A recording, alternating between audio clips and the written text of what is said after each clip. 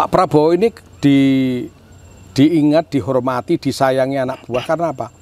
Waktu beliau jadi anak buahnya tidak ada itu yang susah. Ya, makan terpenuhi, gizi terpenuhi, sampai minum susu, ya kan? Dan yang aneh lagi, beliau ini kadang anak buahnya pulang ada mungkin dapat telegram waktu itu belum ada handphone, dapat telepon bahwa anaknya sakit, istrinya sakit, izin sama beliau. Beliau kasih uang, maka gajinya beliau itu tidak pernah diambil, kasihkan anak buahnya untuk pulang, ini untuk berobat.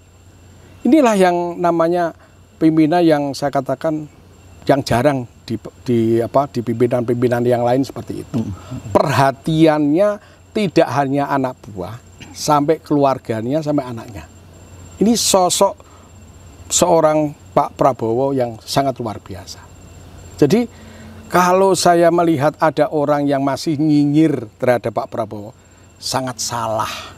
Terutama setiap musim politik 5 tahunan itu, ketika beliau maju sebagai calon presiden, itu isu-isu Prabowo melanggar HAM, Prabowo menculik aktivis 98 ya, kemudian harus bertanggung jawab terhadap kasus penculikan itu selalu muncul Pak Wahid, termasuk hari-hari ini ya.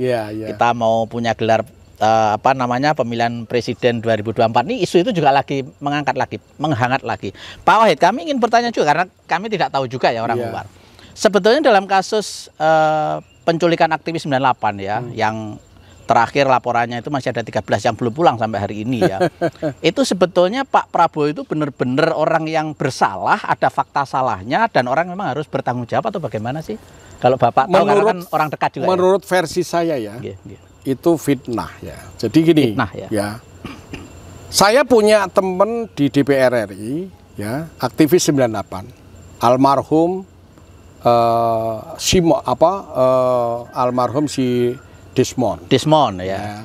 Juga, Desmond itu yang diculik juga dulu. Ada Desmond, terus kemudian ada Pius Listrulanang, kemudian Budiman Sujatmiko ada lagi itu yang Putih Sari itu anaknya si siapa itu bapaknya juga aktivis.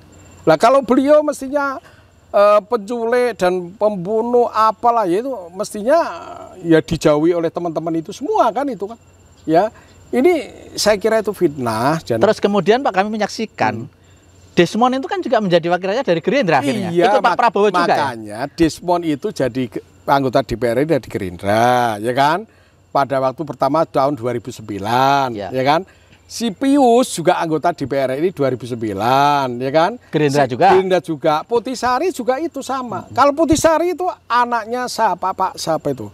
Itu kalau mestinya beliau Pak Prabowo orangnya begitu jelek yang dikatakan itu, mestinya bapaknya nggak boleh kan itu kan.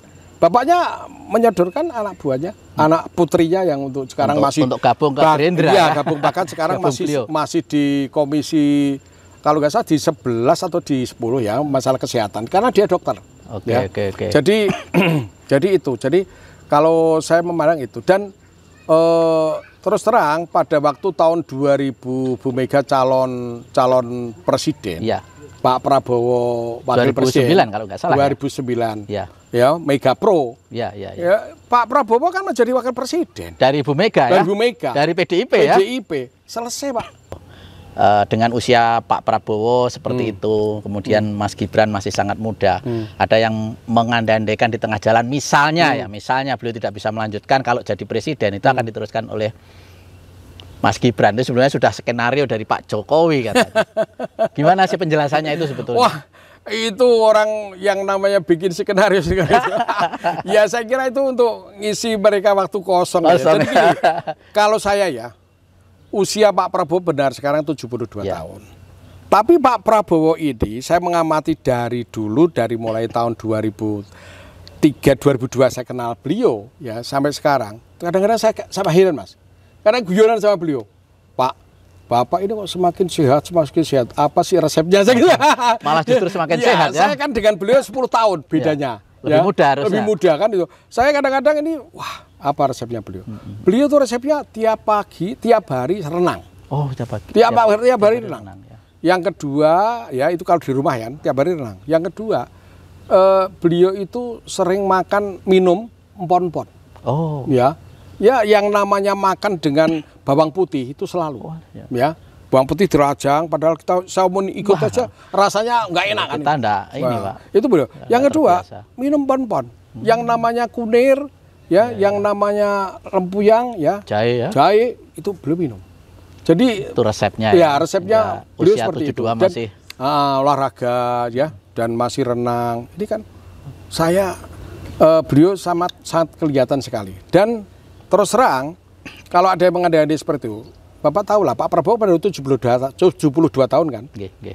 Mahathir berapa, Pak? Iya, lebih tua kan? lagi ya. Kalau kita melihat sana, banyak pemimpin-pemimpin dunia yang usianya pemimpin yang sangat umur di atas 80 tahun itu banyak sekali. Dan jadi, semakin umur semakin tambah, itu orangnya semakin bijak.